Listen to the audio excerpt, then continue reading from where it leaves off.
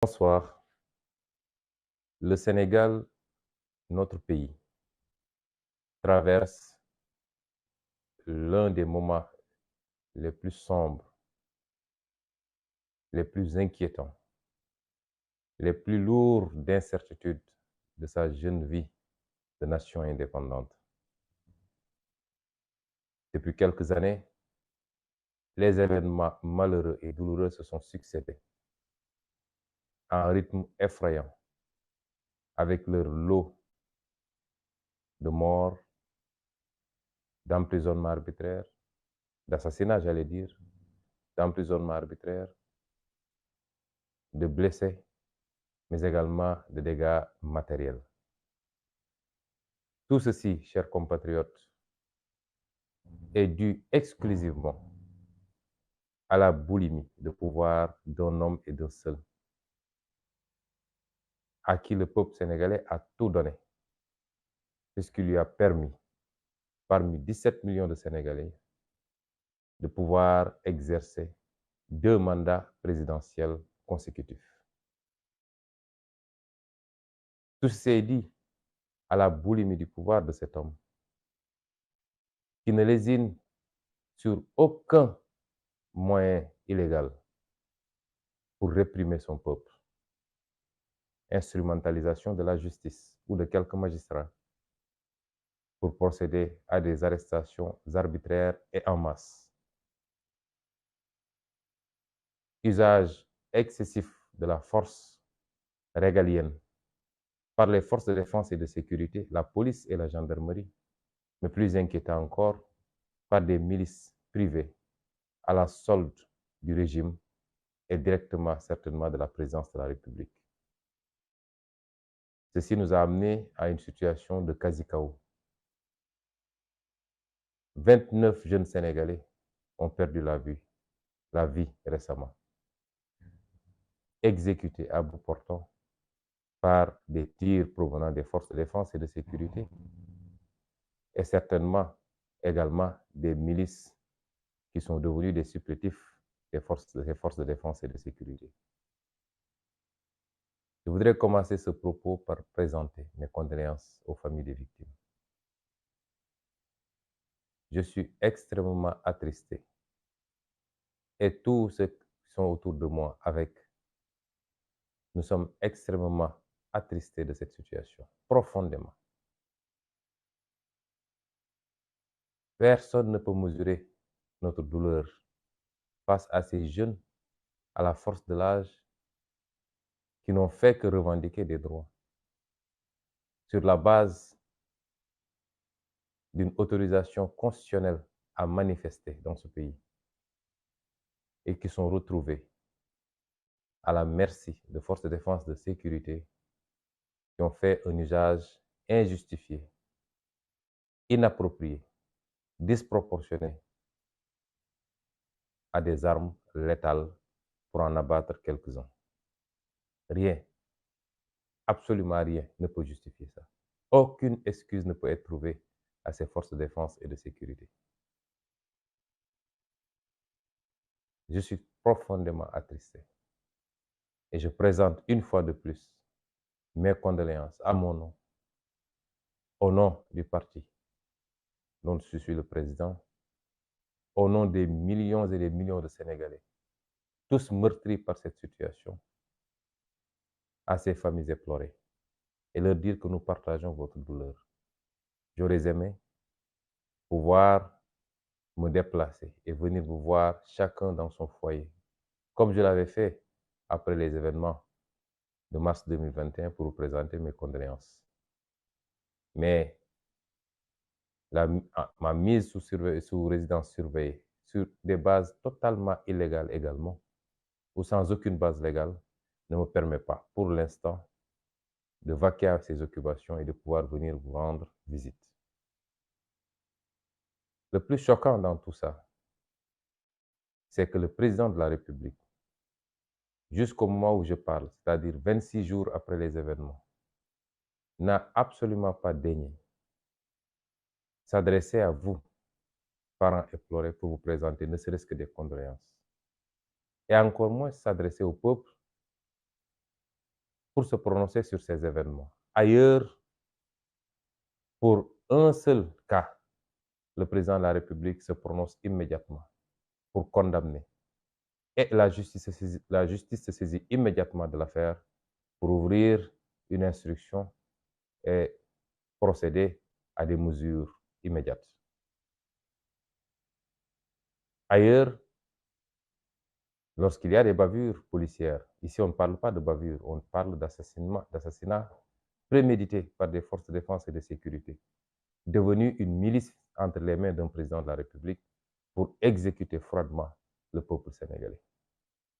Ailleurs, pour des cas de bavure, en Amérique, en Europe, la réaction du président de la République aurait été immédiate. Mais lorsqu'on n'a que mépris et dédain pour son peuple, ce serait trop demander que de s'adresser à ce peuple pour présenter ses condoléances. S'adresser à des familles éplorées pour présenter des condoléances, mais prendre des mesures immédiates pour que plus jamais cela ne se reproduise. Je veux également formuler une pensée pour tous ceux qui ont été blessés, dont certains gravement, qui ont reçu des balles, des projectiles. À tous ceux-là, je formule une pensée et je leur souhaite un prompt rétablissement. Je voudrais enfin également formuler la même pensée solidaire pour ces centaines et ces centaines de frères et de sœurs. Au dernier décompte, nous en étions à presque 700 qui sont aujourd'hui dans les geôles du régime, arbitrairement arrêtés et emprisonnés et renvoyés en instruction pour la simple raison qu'ils savent que s'ils les présentent à un juge dans le cadre d'une procédure en flagrant délit, ils ne passeraient pas une journée de plus en prison. Voilà le vrai visage du régime du président Macky Sall. Mais je voudrais demander aux jeunes Sénégalais, à la jeunesse sénégalaise de manière générale, à l'ensemble du peuple sénégalais, que ces tentatives d'intimidation par l'usage excessif, le recours excessif à la force, ne vous découragent absolument pas par rapport au combat que nous avons initié ensemble, voilà quelques années. Un combat de vertu, de principe, un combat pour la reprise en main de notre destin national, un combat pour la fin de l'impunité, de la corruption, un combat pour une bonne redistribution de la richesse nationale. Il n'y a pas d'autre voie pour le Sénégal et pour l'Afrique plus globalement. Et notre génération doit impérativement gagner ce combat. Autrement, nous allons continuer à nous enfoncer dans les abîmes du sous-développement pendant que le monde décolle. Nous allons continuer à être cette entité insignifiante dans le concert des nations. Et je parle du continent africain dans sa globalité, a fortiori notre frêle pays qu'est le Sénégal. Nous n'avons pas le droit à l'échec. Et c'est pourquoi aujourd'hui, plus que jamais, nous devons faire montre de détermination, de fermeté. Nous devons avoir peur d'absolument rien. Et je voudrais appeler cette jeunesse, je voudrais appeler ce peuple dans son entièreté, à comprendre que tout ce qu'on a fait jusqu'à présent n'était que préparation en réalité par rapport à ce combat final qui nous interpelle maintenant.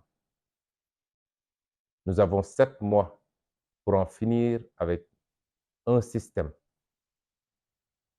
qui a compromis toutes nos chances de progrès et de développement, de l'indépendance à maintenant. Nous avons 7 mois pour reprendre notre destin en main. Nous ne le faisons pas pour nous. Nous ne le faisons pas pour nous-mêmes.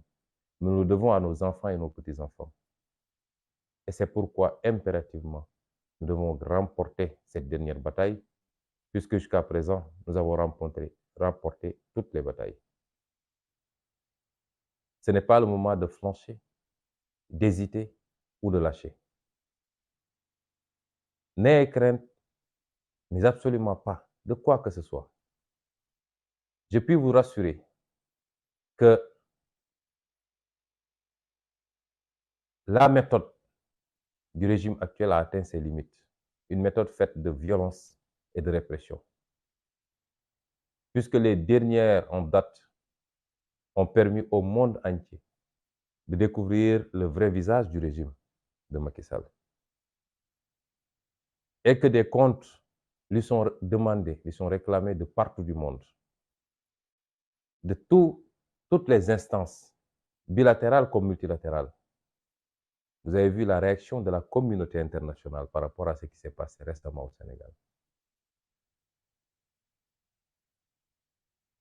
Toutes les instances, multilatérales ou bilatérales, ont formulé des communiqués, se sont inquiétées de la situation au Sénégal. Et certaines sont allées jusqu'à demander des comptes et même l'ouverture d'une enquête internationale indépendante. Vous savez que le régime actuel, jusqu'à présent, avait gagné ce combat de la communication vis-à-vis du reste du monde et avait fait le tour du monde pour essayer de nous faire apparaître comme des acteurs politiques violents qui ne respecteraient pas les institutions et qui voudraient, de manière violente, ils n'ont même pas hésité à nous qualifier de terroristes, de salafistes, ce qui est un écart et un abus dangereux, puisque je rappelle que en matière diplomatique, il y a les 4 amis traditionnels du Sénégal, parmi lesquels le Maroc, l'Arabie Saoudite, la France et les États-Unis d'Amérique. Et que l'un de ces partenaires privilégiés du Sénégal a bâti son régime sur la base de cette philosophie. Mais s'attaquer à tout va, aller jusqu'au Parlement européen pour essayer de dépeindre l'opposition, et particulièrement le PASTEF, comme un parti terroriste, violent. Et ce n'est pas la première fois. Et jusqu'à présent, nous leur avions laissé ce terrain, ce qui avait fait apparaître, ce qui nous avait fait paraître aux yeux de beaucoup d'acteurs sur l'international. Et je m'en suis rendu compte quand j'ai accepté de recevoir et discuter avec beaucoup d'émissaires de pays étrangers. Ce qui nous avait fait apparaître donc comme ce qu'ils ont décrit. Aujourd'hui, le monde a pu ouvrir les yeux subitement sur le Sénégal et a compris que ce monsieur qui faisait le tour du monde pour jouer au grand médiateur, qui voulait apparaître comme le grand timonier de l'Afrique, un dirigeant hors pair, d'un pays connu pour sa stabilité politique et sa démocratie, eh bien, le monde entier a découvert aujourd'hui qu'il n'en était absolument rien. Et cela est une grande victoire. Qu'il n'ait pas eu le courage de se prononcer et de s'adresser à son peuple après la tuerie sauvage de 29 jeunes Sénégalais, pour aller ensuite se promener en Ukraine et déposer des bougies, est symptomatique du mépris, du dédain que ce monsieur éprouve pour ce peuple qui lui a tout donné.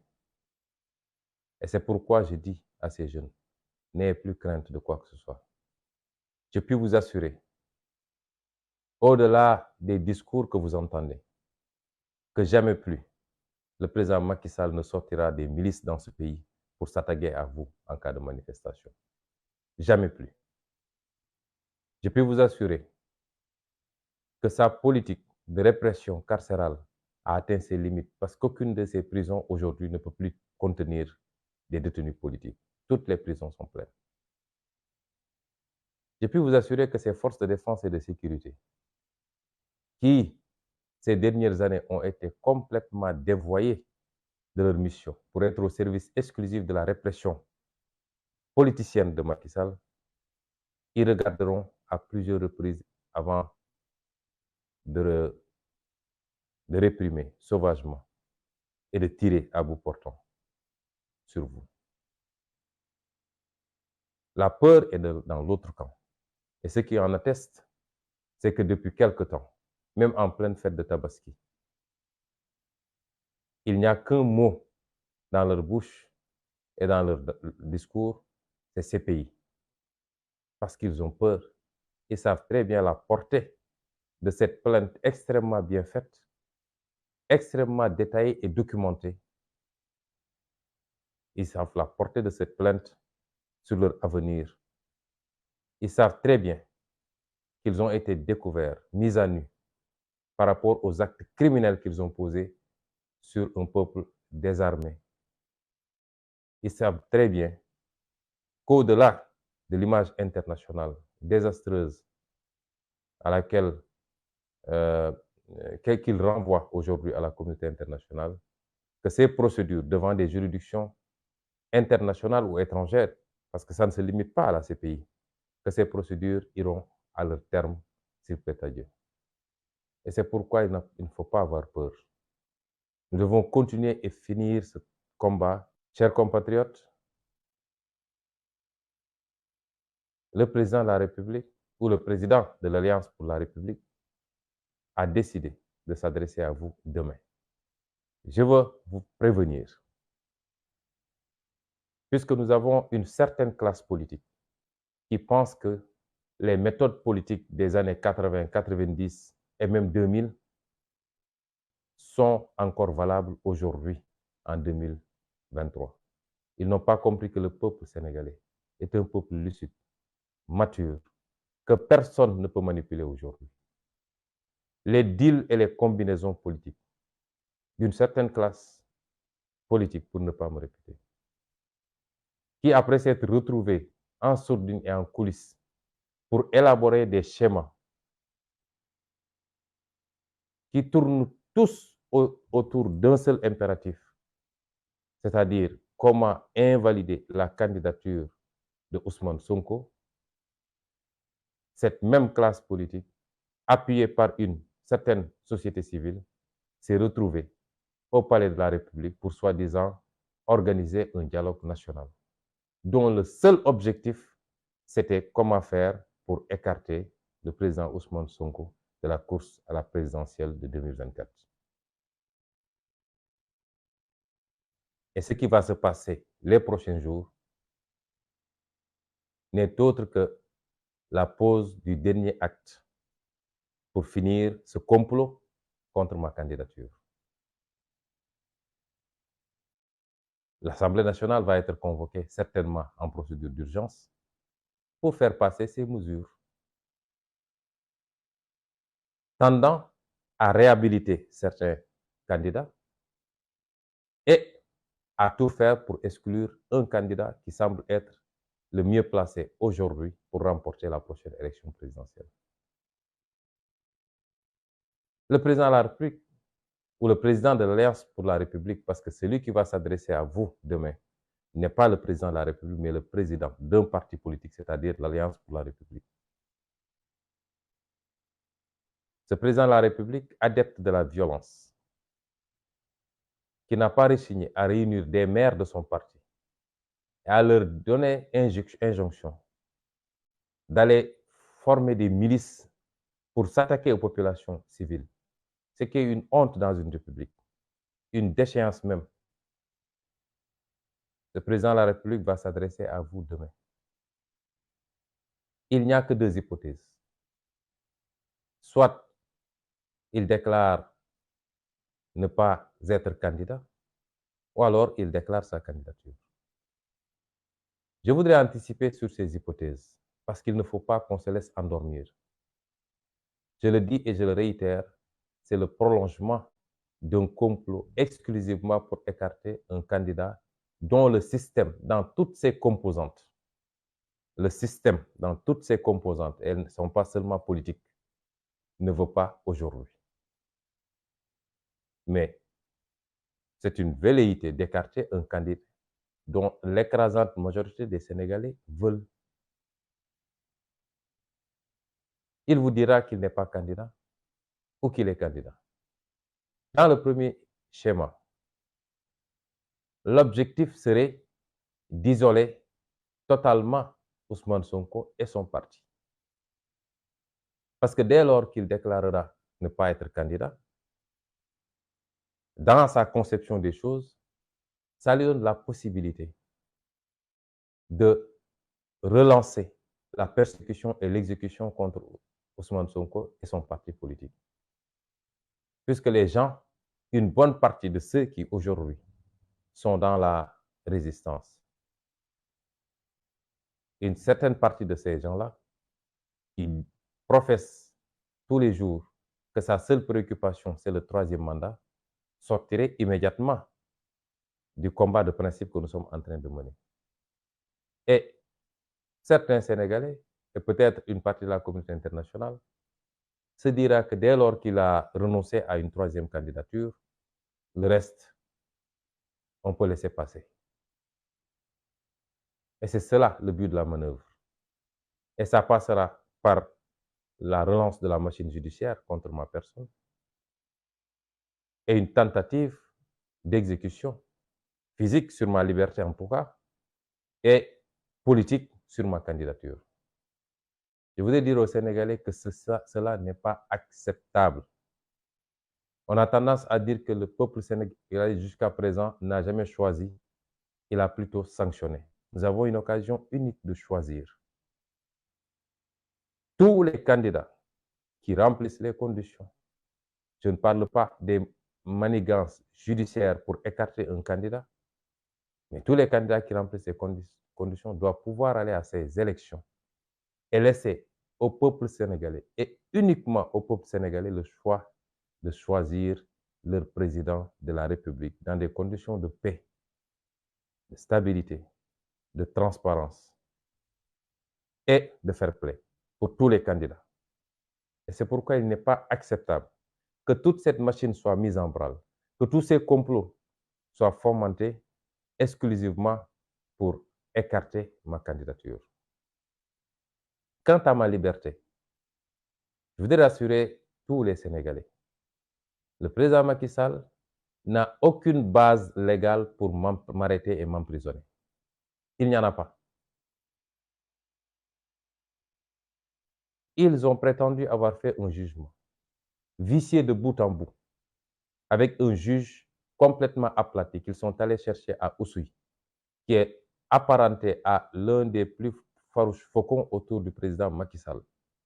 Un juge qui, en l'espace de 2 mois, a été mêlé à 2 de mes dossiers, avec des positions que tout le monde connaît. Dans le premier dossier en diffamation, il était le seul parmi les 3 juges à réclamer une peine d'emprisonnement ferme.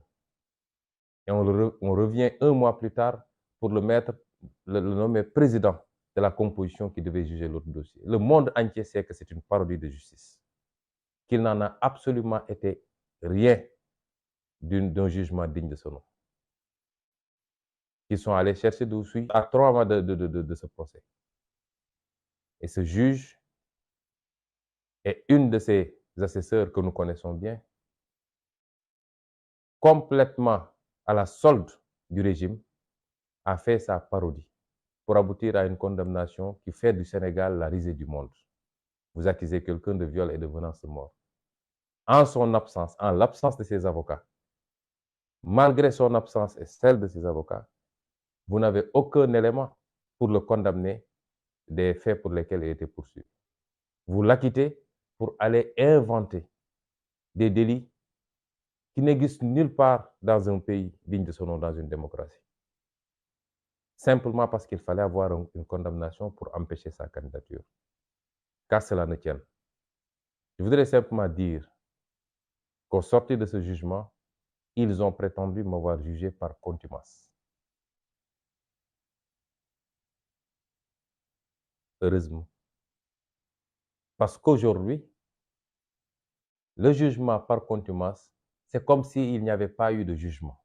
On juge par contumace lorsque l'accusé a disparu, on ne peut le trouver nulle part, et on dit, ne serait-ce que pour préserver les délais de prescription, on va faire un jugement par contumace. Est-ce que j'avais disparu? J'étais sur le territoire sénégalais. J'étais localisé quelque part, identifié. Je sortais faire mes déclarations. Je n'ai pas reçu de convocation. Je n'ai reçu aucune convocation pour venir répondre à un procès. Mais qu'à cela tienne toujours, qu'à cela ne tienne, Quand vous jugez par contumace, la loi a dit, et je vais vous lire textuellement ce que l'article 341 du Code de procédure pénale a dit. Je veux qu'on m'écoute bien. Si les accusés jugés par contumace se constituent ou s'ils viennent à être arrêtés avant les délais de prescription, s'ils se constituent, j'ai la possibilité à tout moment de dire je me constitue. Ou si eux, ils prennent l'initiative de dire qu'ils viennent m'arrêter, ce qui est probablement ce qu'ils projettent après sa déclaration de demain. La loi dit, dans ces deux cas, l'arrêt de condamnation est anéanti de plein droit. Et il est procédé à nouveau dans les formes ordinaires, à moins que le contumax déclare expressément, dans un délai de 10 jours, acquiescer la condamnation. L'arrêt de condamnation est anéanti de plein droit. Ça veut dire que si je me constitue demain, ou si ils prennent l'initiative de venir m'arrêter, s'ils m'arrêtent à 8 heures, ils doivent me libérer à 10 heures. Parce que l'arrêt est anéanti. Il n'y a pas de condamnation. Vous ne pouvez pas retenir quelqu'un qui n'est pas condamné. La peine est anéantie. Vous ne pouvez pas retenir quelqu'un s'il n'y a pas de peine. Immédiatement, ils doivent procéder à ma libération. Et ceci est d'autant plus vrai que quand les dispositions de l'article 341 renvoient en disant qu'il doit être procédé dans les formes ordinaires, l'arrêt et tous les actes qui tournent autour de l'arrêt ayant été anéantis, cela veut dire qu'on revient à la situation ante à partir du moment où l'ordonnance de renvoi a été faite. On est dans cette situation-là. J'ai été placé sous contrôle judiciaire. Personne aujourd'hui ne peut révoquer ce contrôle judiciaire parce que le juge d'instruction qui m'a placé sous contrôle judiciaire est désormais désaisi du dossier dès lors que le renvoi a été prononcé. Le procureur n'est pas habilité à prononcer un mandat d'arrêt et le président du tribunal est le seul habilité à le prononcer, mais seulement lorsque le procès et la date du procès est retenue et 3 jours avant le procès, si je me présente à l'audience, il a le droit de dire est-ce que je le laisse comparaître libre ou alors est-ce qu'on le retient le temps du procès. Dans toute autre situation, je répète ce que j'ai à dire. Le président Macky Sall, puisque c'est lui qui actionne le procureur, si aujourd'hui on se lève pour dire qu'on arrête Ousmane Sonko, il ne faut pas que les gens pensent que c'est le procureur. Non, c'est le président Macky Sall lui-même qui aura décidé de procéder à l'arrestation d'Ousmane Sonko. Je dis aux Sénégalais que s'il m'arrête à 8 heures, maximum à 10 heures, je dois revenir chez moi. Dans toute autre situation, on serait dans une détention arbitraire, comme ils ont l'habitude d'essayer de le faire depuis mars 2021, le 3 mars 2021, lorsqu'ils m'ont illégalement arrêté sur la route du tribunal. Et dans ces schémas-là, j'appelle tout le peuple sénégalais à se lever comme un seul homme et à sortir massivement au nom du droit à la résistance que j'ai toujours invoqué dans mes propos. J'appelle tout le peuple sénégalais, dans toutes ses composantes, à se lever massivement, à sortir. Et cette fois-ci, à en finir avec ce régime criminel qui ne respecte absolument ni la loi ni le droit, qui piétine les institutions et qui n'attend que pour le dessein de son tenant, qui est le président Macky Sall.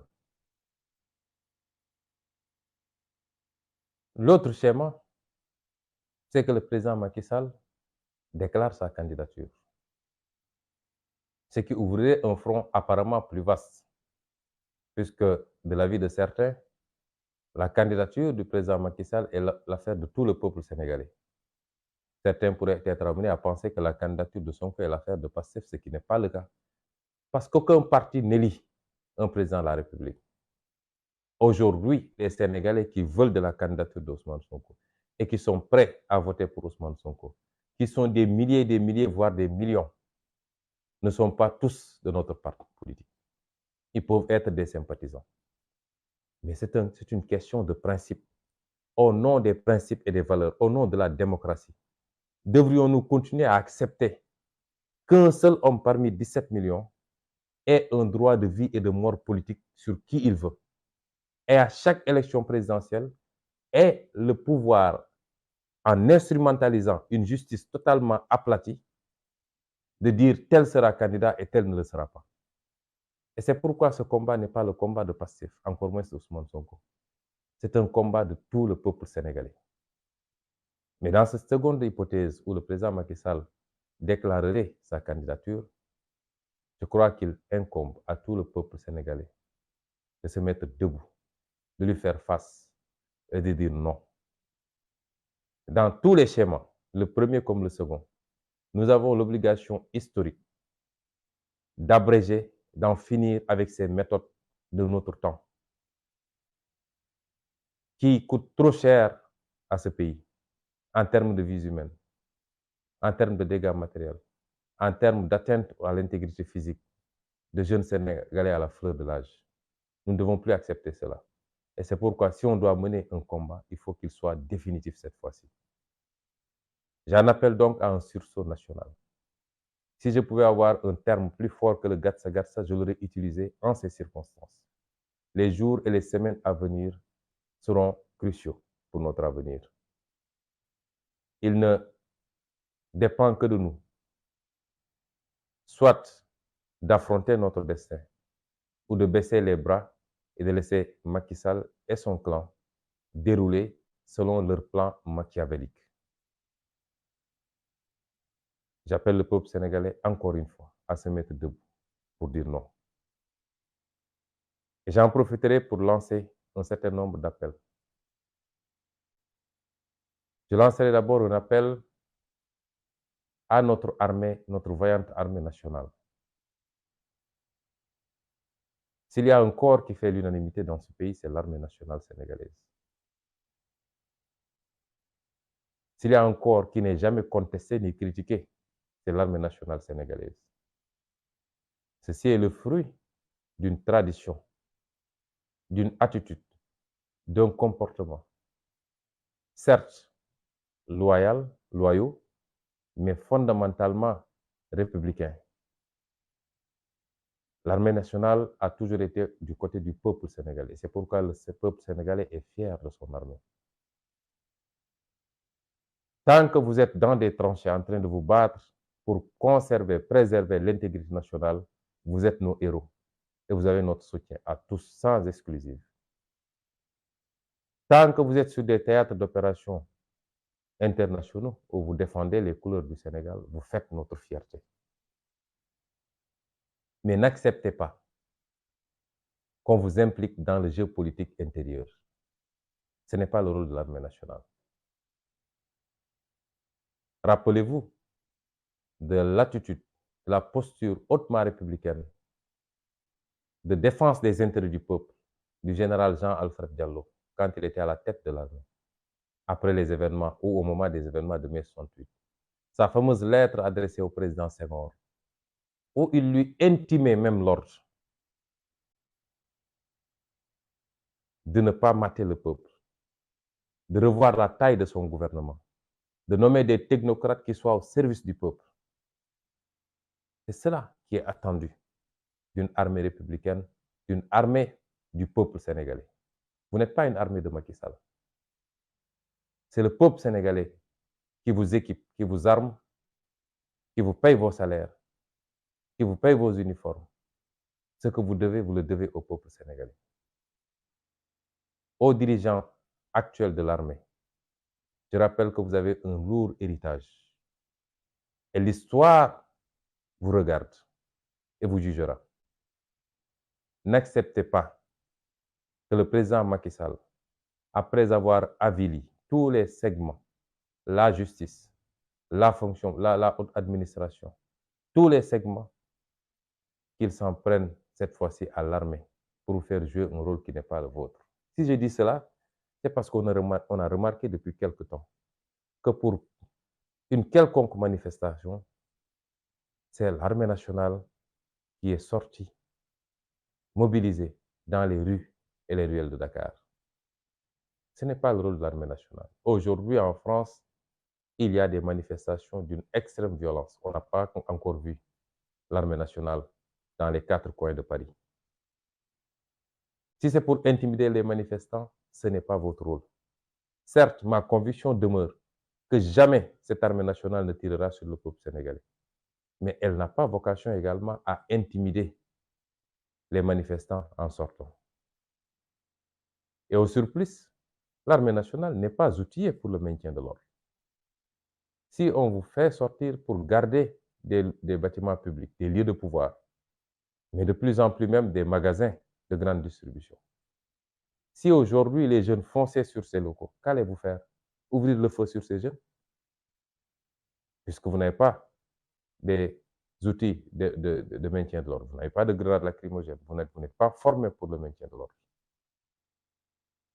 Je considère que vous devez être à tout moment du côté du peuple sénégalais et laisser le jeu politique se faire naturellement. Le jeu politique en démocratie, c'est un jeu électoral. C'est un jeu du débat politique, du débat d'idées.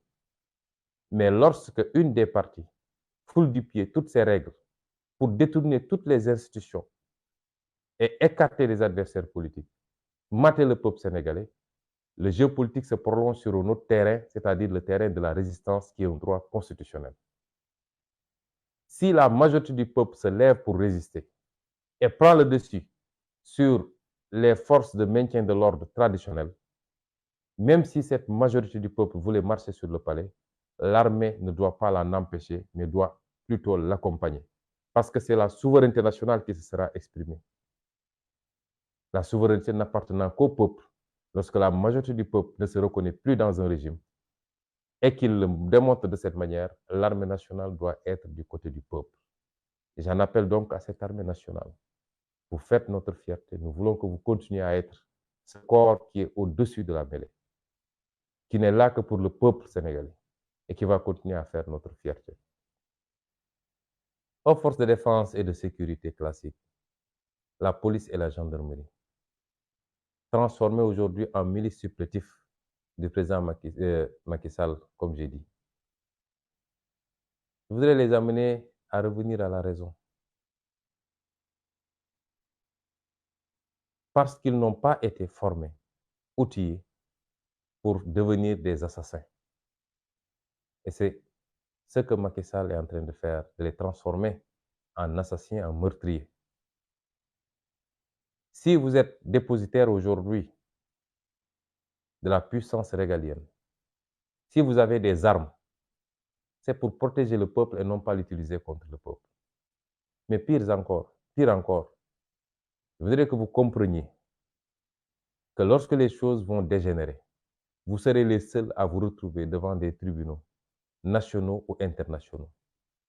Et la dernière sortie du ministre des Affaires étrangères devrait vous édifier, puisqu'elle a dit sur un plateau de télévision, d'une télévision étrangère, que ce ne sont pas des milices qui ont ouvert le feu sur les populations, mais bien les forces de défense et de sécurité, en évoquant la légitime défense. Ce qui vous enfonce, vous, les forces de défense et de sécurité. Comment on peut invoquer la légitime défense lorsque vous faites face à des populations désarmées qui n'ont que des pierres entre leurs mains? La légitime défense, et celle qui a dit ça, c'est très bien ce qu'il disait, puisqu'elle est avocate. Mais elle le fait exprès, parce qu'elle est politicienne, elle essaie de se laver à grande eau. Elle, son président, leur gouvernement, pour vous désigner, vous, comme les seuls responsables de ces tueries. Parce qu'elle sait très bien qu'en droit, pour qu'il y ait légitime défense, il faut qu'il y ait une menace proportionnelle. Une légitime défense qui a coûté la vie à quelqu'un, il aurait fallu que votre vie soit menacée. Mais tirer à bout portant des manifestants qui se trouvent à 50 mètres, 100 mètres, 200 mètres debout avec des pierres, ce n'est pas de la légitime défense. Il faut que la riposte soit proportionnelle à la menace. Et tout le monde sait qu'elle n'a pas été proportionnelle. En le disant, elle vous enfonce. Et c'est un élément de plus qui a été ajouté au dossier de la CPI. Si vous voulez continuer à jouer les Rambo pour Macky Sall, à tirer sur vos populations, le peuple sénégalais. L'histoire nous départagera, mais vous serez seuls à rendre compte et ça ne se passera pas bien, je puis vous en assurer.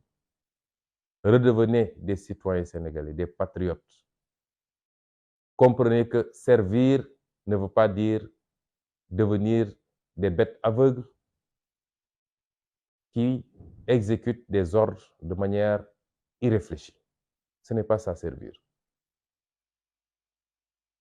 Je voudrais enfin lancer un appel également à quelques partenaires internationaux, à des pays amis. D'abord la France. Je ne doute pas que la France soit un pays ami du Sénégal. Il est temps qu'on sache si cette amitié est une amitié dédiée au peuple sénégalais ou bien à une élite corrompue, violente, qui tire et qui tue son peuple. Oui, autant nous saluons l'attitude extrêmement professionnelle des médias français qui, lors des derniers événements, ont pu permettre au monde entier de voir ce qui s'est passé au Sénégal, là où les médias sénégalais n'osaient plus le faire ou ne voulaient plus le faire. Puisque ceux qui le font sont persécutés, leur signal est coupé pour un mois. Et d'autres refusent de le faire parce ils veulent simplement jouer le jeu de ce pouvoir à l'agonie. Les médias internationaux de manière générale, et particulièrement les médias français, ont été d'un professionnalisme qu'il faut saluer. Oui, quand les choses sont faites correctement, il faut le dire. Ce n'est pas une faveur qui nous est faite. Ils ont fait leur travail, c'est-à-dire informer juste et vrai. Ces médias français sont allés jusqu'à mettre à nu les mensonges et les manipulations du gouvernement sénégalais sur l'existence de milices aux côtés des forces de défense et de sécurité. Nous vous en félicitons. Autant nous apprécions cela. Autant nous respectons le communiqué du gouvernement français qui semble refléter la nouvelle doctrine française de neutralité, signifiant que le gouvernement français ne soutient ni le pouvoir ni l'opposition, mais se donne le droit d'être en contact avec tout le monde et de discuter avec tout le monde. Mais autant nous espérons que tout cela ne cache pas un double langage. Et pour cela, je souhaiterais demander au gouvernement français d'arrêter de collaborer militairement, policièrement et en tout autre terme de ce genre avec le gouvernement sénégalais pour les 7 prochains mois. Oui, tous les pays ont le droit d'entretenir des relations de coopération sur les questions de sécurité, de maintien de l'ordre. Et tous les pays ont le droit d'approvisionner ou de s'approvisionner en matière de matériel de gestion de l'ordre public. Mais lorsqu'un régime vire à la tyrannie, à la dictature, lorsqu'un régime tue et tire sur sa population, aucune démocratie digne de ce nom ne doit se permettre d'équiper ce régime, de l'approvisionner et de lui fournir les moyens de ses crimes. Et c'est pourquoi nous voudrions demander à la France, pour les 7 mois qui nous séparent de cette élection présidentielle, de s'abstenir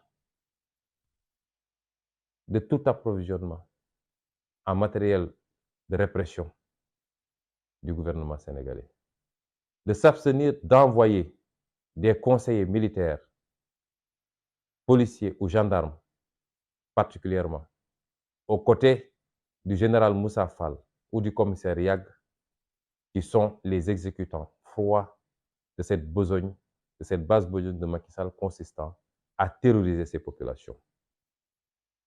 Nous en appelons à la sagesse de la France, si tant est qu'elle soit, qu'elle demeure encore cette amie du peuple sénégalais. Nous en profitons pour inviter le gouvernement français a resté à l'écoute, a essayé de colmater ces fissures qui tendent à devenir des fractures très profondes, des fissures sociales constatées au niveau de la nation française. De ne pas suivre les sirènes des va-t-en-guerre qui conseillent la répression aveugle, ce n'est pas la solution. D'être à l'écoute, de discuter. Je voudrais également lancer un appel à un pays nouvellement ami depuis l'arrivée de Macky Sall avec le Sénégal, qui est la Turquie. Puisque l'essentiel du dispositif de répression actuellement au Sénégal, les engins roulants lourds, les grenades lacrymogènes, etc., l'essentiel de ce matériel provient de ce pays qui est la Turquie. Je voudrais inviter le président Erdogan à cesser tout approvisionnement en matériel similaire jusqu'à ce que le pays traverse cette zone de turbulence. Autrement, il se serait constitué complice des agissements du président Macky Sall parce qu'il aura fourni les éléments de répression. Il aura fourni les armes qui ont permis de tirer sur le peuple sénégalais. Nous tenons à garder ces relations d'amitié, de cordialité avec tous les partenaires du Sénégal. Et nous invitons tous ces partenaires du Sénégal à accompagner le peuple sénégalais et non pas une poignée de dirigeants assoiffés de pouvoir et de sang. Nous invitons tous les partenaires du Sénégal. Ce que j'ai dit est valable pour tous les partenaires du Sénégal. Nous les invitons à être du côté du peuple du sénégalais et non pas de la répression contre le peuple sénégalais. Chers concitoyens, les jours à venir risquent d'être des jours difficiles. Je voudrais vous inviter à vous tenir debout. Nous ne devons plus être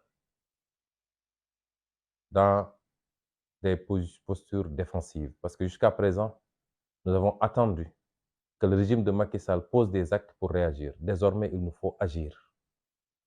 Il nous faut agir pour la libération de nos détenus politiques. Nous devons l'exiger.